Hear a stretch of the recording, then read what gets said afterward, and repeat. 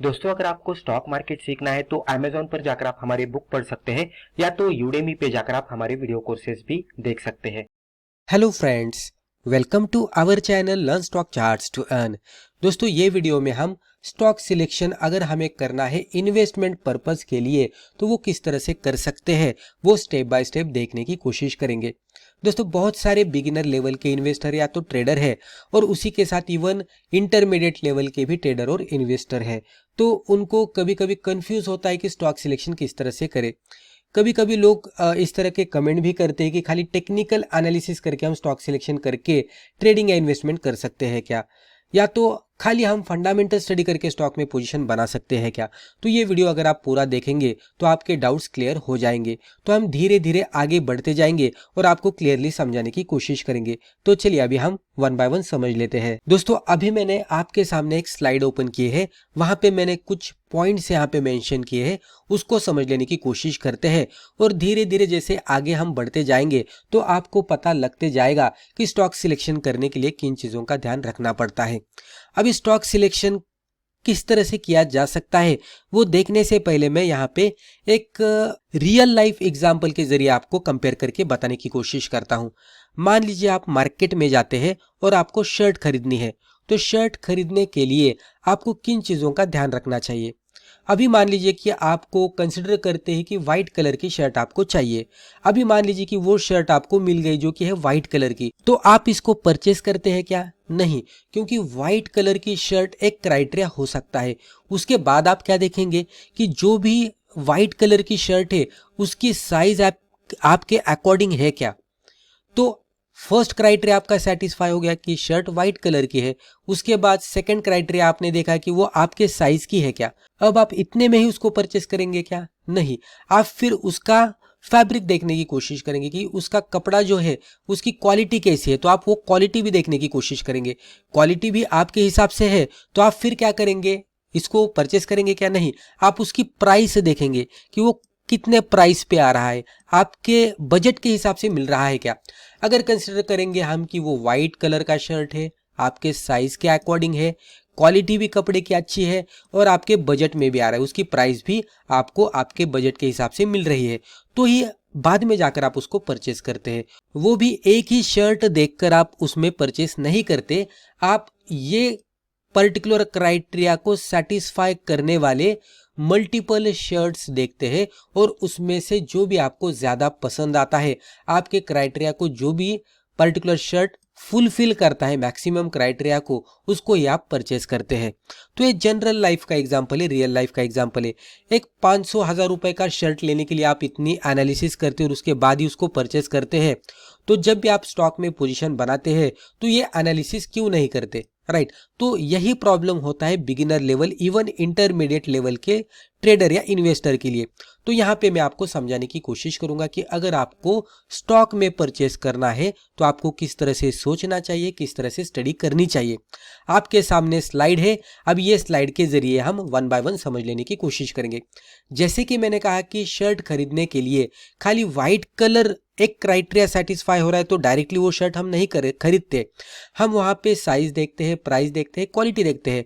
उसी तरीके से जब भी आपको स्टॉक में पोजीशन बनानी होती है तो खाली एक ही तरीके से एनालिसिस करके कुछ उतना इंपॉर्टेंस नहीं होता। बहुत सारे लोगों के कमेंट्स आते हैं कि खाली टेक्निकल एनालिसिस करके हम ट्रेडिंग कर सकते हैं क्या, या तो खाली फंडामेंटल एनालिसिस करके हम ट्रेडिंग या इन्वेस्टमेंट कर सकते हैं क्या, या तो फाइनेंशियल्स देख के हम कर सकते हैं क्या। तो इस तरह से लोग पूछते रहते हैं, तो उनका डाउट ये वीडियो देखने के बाद कवर हो जाएगा, क्लियर हो जाएगा। दोस्तों, यहाँ पे मैं एक बात आपको बताना चाहूँगा कि जब भी हमें स्टॉक में पोजीशन बनानी होती है तो हमें यहाँ पे अलग अलग तरीके से स्टॉक की स्टडी करनी होती है। अभी ये पर्टिकुलर वीडियो के लिए मैंने कुछ इंपॉर्टेंट पॉइंट सिलेक्ट किए हैं। अभी इतना ही करके हमें ट्रेडिंग या इन्वेस्टमेंट नहीं करनी चाहिए, इससे भी ज़्यादा बहुत सारे पॉइंट्स आते हैं, वो भी मैं वीडियो के एंड में आपको बताऊंगा। और एंड में मैं आपको क्विकली जो भी पॉइंट्स बताने वाला हूं उसके ऊपर भी हम आगे जाकर सेपरेट वीडियोस बनाएंगे और उससे आपको पता लग जाएगा कि स्टॉक में पोजीशन किस तरह से बनानी चाहिए।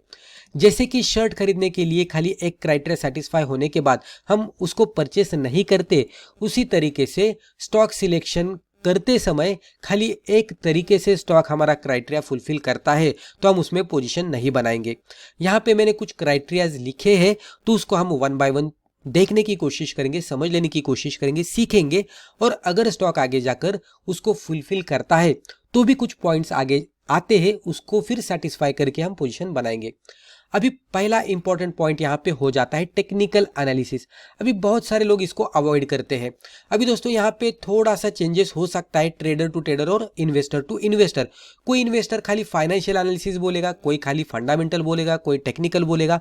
तो मैं मेरे हिसाब से आपको बताने की कोशिश कर रहा हूँ। मैं जब भी स्टॉक सिलेक्शन करता हूँ तो मैं किस तरह से करता हूँ, यहाँ पे मैं उसके हिसाब से आपको समझाने की कोशिश करूंगा। तो मैं पर्टिकुलर क्या करता हूँ कि पहले मैं टेक्निकल एनालिसिस करता हूँ।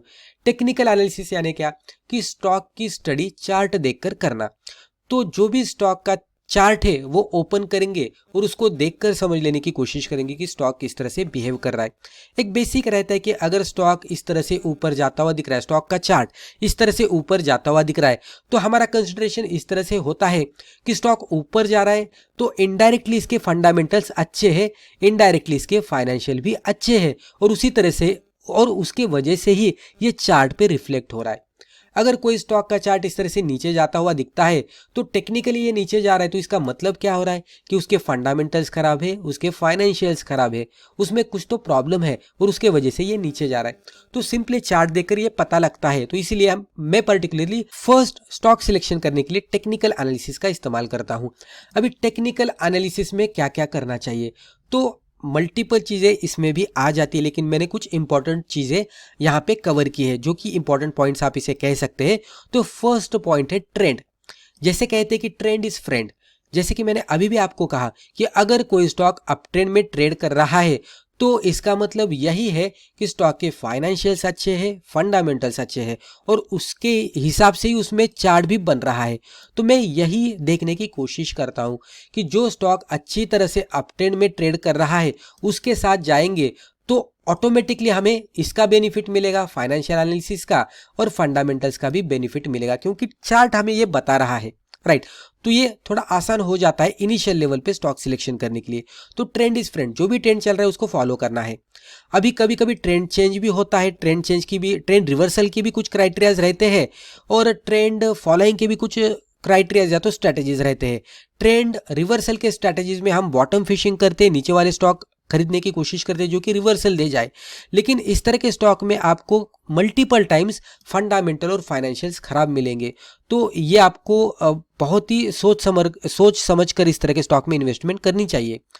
टेक्निकल एनालिसिस के हिसाब से जब भी कोई भी स्टॉक का ट्रेंड अप ट्रेंड रहता है तो इस तरह से माना जाता है कि उसका फाइनेंशियल और फंडामेंटल अच्छा है। तो इस तरह से वो कंसिडरेशन करके हम पोजीशन बना रहे हैं। तो ये जो फाइनेंशियल एनालिसिस है और फंडामेंटल एनालिसिस है उसके जो बेनिफिट्स है इसके साथ जुड़ जाते हैं, उसीलिए हमें पहले ट्रेंड को देखना चाहिए। तो ट्रेंड इस फ्रेंड उसको फॉलो करते हुए हमें पहले अगर अप ट्रेंड में स्टॉक ट्रेड कर रहा है तो उसको ही सिलेक्ट करना चाहिए, उसमें हमें थोड़ा बेनिफिट मिलता है।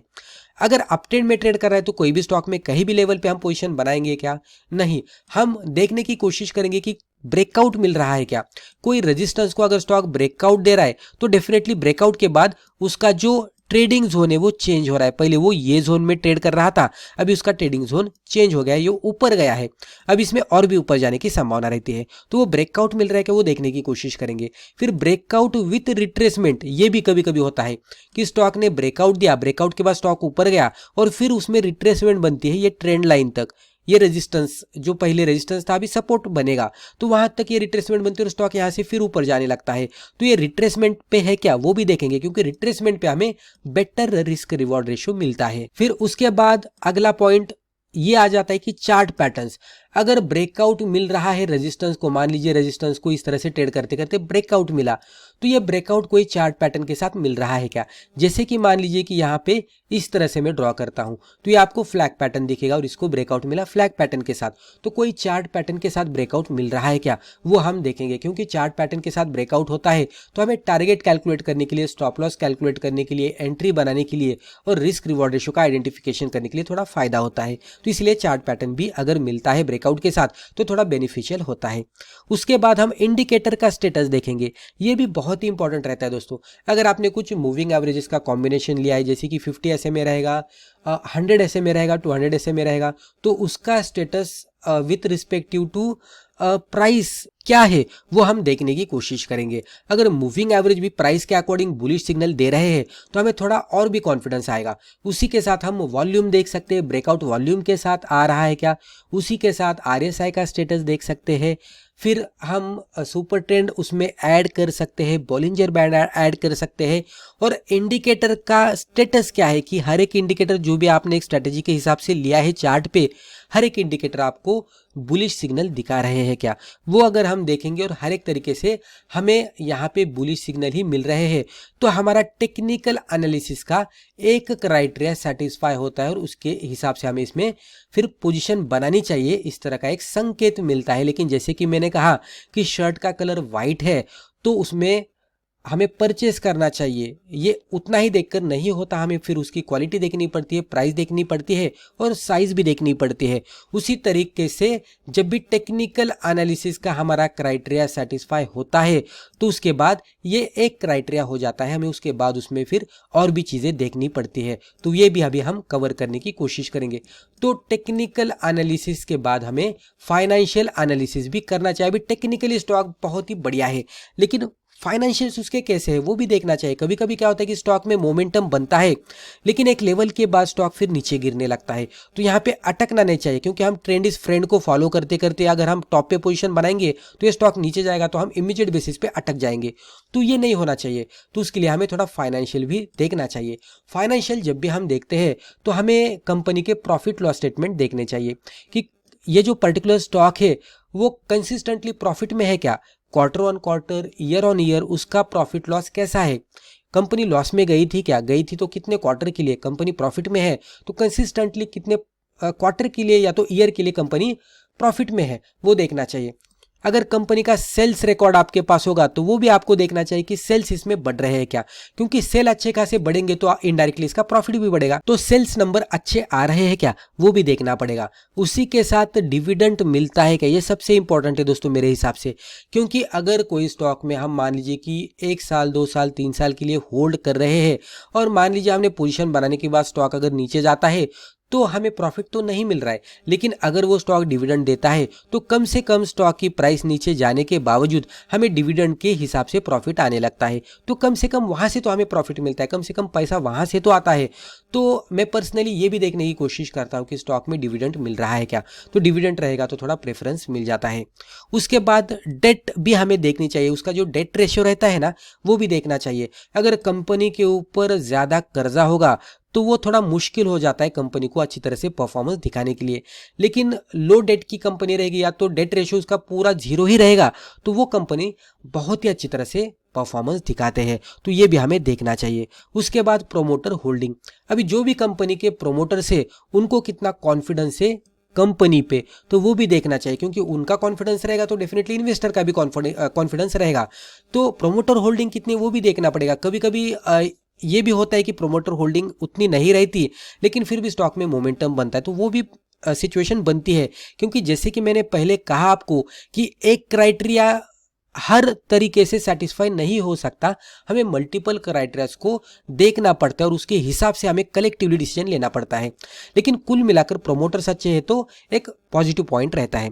उसके बाद FII और DII की होल्डिंग, FII की होल्डिंग कितनी है, फॉरेन इन्वेस्टर जो है तो वो किस तरह से इन्वेस्टमेंट कर रहे हो, उनकी इन्वेस्टमेंट जो है वो होल्डिंग जो है वो कंसिस्टेंटली बढ़ रही है क्या या कम हो रही है, वो भी देखना पड़ता है।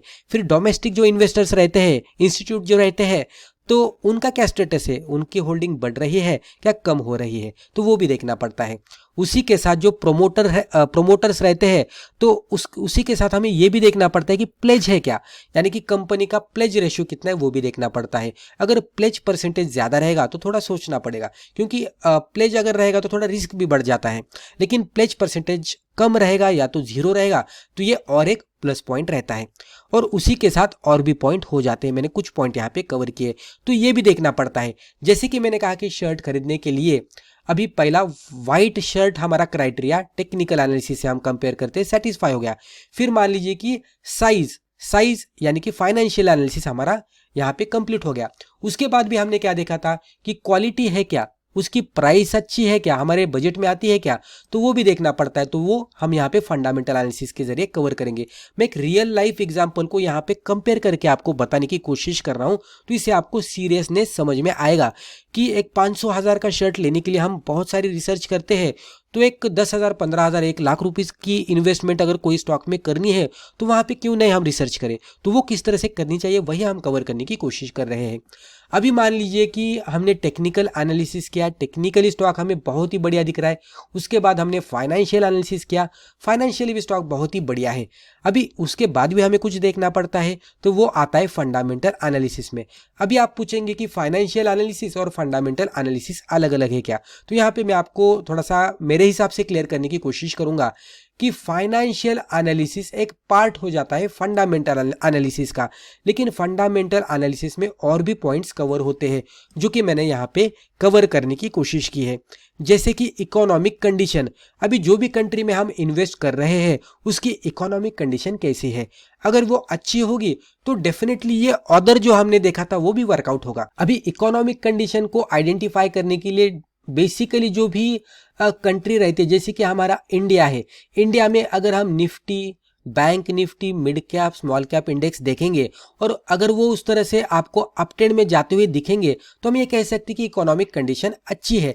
लेकिन अगर मार्केट में गिरावट आती हुई दिख रही होगी, Nifty, bank Nifty, mid cap, small cap में गिरावट आती हुई दिख रही होगी, तो आप डेफिनेटली ये समझ सकते हैं कि इकोनॉमिक कंडीशन थोड़ी खराब है, राइट, कुछ तो प्रॉब्लम हो रहा है। तो आपको क्या करना है कि इकोनॉमिक कंडीशन अगर अच्छी रहेगी तो वो सिचुएशन में पोजीशन बनाएंगे तो थोड़ा बेहतर होता है। उसी के साथ सेक्टर ट्रेंड यानी क्या कि जो भी स्टॉक आपने सिलेक्ट किया था, जिसका आपने टेक्निकल एनालिसिस किया था, फिर फाइनेंशियल एनालिसिस किया था, वो स्टॉक कौन से सेक्टर में आता है। अभी जो भी सेक्टर में आता है, मान लीजिए फार्मा सेक्टर में आता होगा, फाइनेंस में आता होगा, ऑटो सेक्टर रहेगा, ग्रीन एनर्जी रहेगा, या तो और भी सेक्टर जैसे कि आईटी सेक्टर हो सकता है, बैंक सेक्टर हो सकता है, तो मल्टीपल सेक्टर्स होते हैं। तो जो भी सेक्टर से आपने स्टॉक लिया था, वो जो भी सेक्टर से बिलोंग करता है, तो वो सेक्टर का ट्रेंड क्या है, तो वो सेक्टर का ट्रेंड अगर अप ट्रेंड रहेगा, आप रिस्पेक्टिव सेक्टर के इंडाइसेस चेक कर सकते हैं, उसके चार्ट से चेक कर सकते हैं और उसके हिसाब से आप पता कर सकते हैं कि वो सेक्टर का ट्रेंड कैसा है। अगर वो भी सेक्टर का ट्रेंड अच्छा खासा अप ट्रेंड रहेगा तो डेफिनेटली आपके लिए एक प्लस पॉइंट हो जाता है। उसके बाद पीयर्स परफॉर्मेंस, पीयर यानी क्या कि अगर आईटी स्टॉक का अगर आपने ए नाम का स्टॉक सिलेक्ट किया है तो आईटी सेक्टर में का ही बी नाम का स्टॉक किस तरह से परफॉर्मेंस दिखा रहा है, आईटी सेक्टर का ही सी नाम का स्टॉक किस तरह से परफॉर्मेंस दिखा रहा है। अगर ये भी अच्छी तरह से परफॉर्मेंस दिखा रहे होंगे तो इससे कंपैरेटिवली ये बेटर क्यों है वो आपको देखना पड़ेगा। अगर आपको ये बेटर दिखता है तो ही ये आपके लिए प्लस पॉइंट हो जाता है। इसलिए पीयर्स का भी परफॉर्मेंस देखना पड़ता है, उसके कंपैरेटिवली आप जो भी स्टॉक सिलेक्ट कर रहे हैं वो क्यों बेटर है वो भी आपको देखना पड़ता है। और जो भी स्टॉक में, जो भी कंपनी में आप पैसा इन्वेस्ट कर रहे हैं उसका फ्यूचर ग्रोथ कैसा है, फ्यूचर पर्सपेक्टिव कैसा है, फ्यूचर में उसमें ग्रोथ आने वाली है क्या, तो वो भी देखना पड़ता है। अगर आपको फ्यूचर पर्सपेक्टिव भी बढ़िया दिखता है तो ही आपके लिए और एक बेनिफिशियल पॉइंट बन जाता है, प्लस पॉइंट बन जाता है। और उसी के साथ और भी इसमें पॉइंट्स कवर हो जाते हैं जो कि यहाँ पे मैंने ये पर्टिकुलर वीडियो के जरिए कवर नहीं किए, मैंने कुछ ही पॉइंट्स यहाँ पे कवर किए हैं। जैसे कि मैंने अभी आपको कहा था कि शर्ट खरीदने के लिए उसका कलर, फिर उसकी साइज, फिर उसकी क्वालिटी, ये 3 चीजें मान लीजिए हमने देख ली। उसके बाद उसकी प्राइस भी हम देखते हैं, राइट। अभी मान लीजिए कि कलर हमारा वाइट कलर हमें चाहिए था, मिल गया। उसके बाद साइज हमें चाहिए थी, मिल गई। उसके बाद क्वालिटी भी हमें चाहिए थी, उसके हिसाब से अच्छी क्वालिटी का शर्ट भी हमें मिल गया। लेकिन अभी हमें पेमेंट करनी है, राइट, उसकी प्राइस हमें पे करनी है। तो प्राइस पे करते समय हम हमारे जेब में जितना भी पैसा है वो यहाँ पे हम देते हैं क्या, नहीं, हम प्राइस तय करने के लिए इस तरह का ही शर्ट लेते हैं कि हमारे जो अदर एक्सपेंस है उसके हिसाब से, जो भी अदर एक्सपेंसेस रहते हैं ना, तो उसके हिसाब से ये बजट में आए। मान लीजिए आपको शर्ट के साथ पैंट खरीदनी है, वॉच खरीदनी है, बेल्ट खरीदना है, गॉगल खरीदना है, शूज खरीदने हैं, राइट। तो अलग अलग अगर आपके रिक्वायरमेंट है तो शर्ट के लिए आपका बजट कितना है, पैंट के लिए आपका बजट कितना है, बेल्ट के लिए बजट कितना है, शूज के लिए बजट कितना है, गॉगल के लिए बजट कितना है। तो आपको अलग अलग तरीके से उसका मनी मैनेजमेंट करना पड़ेगा और अलग अलग चीजों के लिए अलग अलग पैसे आपको अलग करके रखने पड़ेंगे। उसी तरीके से अगर स्टॉक आपका टेक्निकली स्ट्रांग है, फाइनेंशियली स्ट्रांग है, फंडामेंटल पर्सपेक्टिव अच्छा है, तो अभी आपको उसमें इन्वेस्टमेंट करनी है, आपको प्राइस पे करनी है उसकी। तो आपके पास 1,00,000 रुपीज है तो आप पूरा पैसा एक ही स्टॉक में लगाएंगे क्या? नहीं, आपको वहां पे डाइवर्सिफिकेशन करना पड़ेगा, यानी कि 10-10 हजार के 10 स्टॉक लेंगे या तो 20,000 के 5 स्टॉक लेंगे। इस तरह से आपको करना पड़ेगा और उसी को मनी मैनेजमेंट कहते हैं।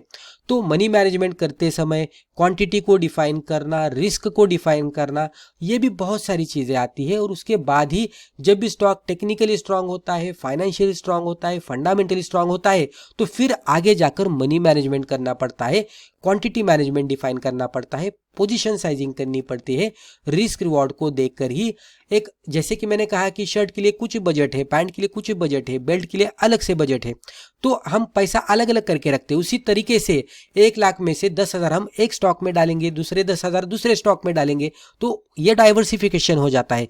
तो वो भी हमें करना पड़ता है और ये करके अगर हम सही तरीके से पोजीशन बनाएंगे तो ही आगे जाकर हमें अच्छा खासा प्रॉफिट मिलता है। और यहाँ पे मैं एक रियल लाइफ के एग्जाम्पल के जरिए और उसी को यहाँ पे technical analysis, financial analysis, fundamental analysis और मनी मैनेजमेंट के साथ कंपेयर करके मैंने यहाँ पे आपको step by step stock selection किस तरह से किया जा सकता है वो बताने की कोशिश की है। तो मुझे लगता है आपको ये अच्छी तरह से समझ में आया होगा, आपके नॉलेज में गेन हुआ होगा।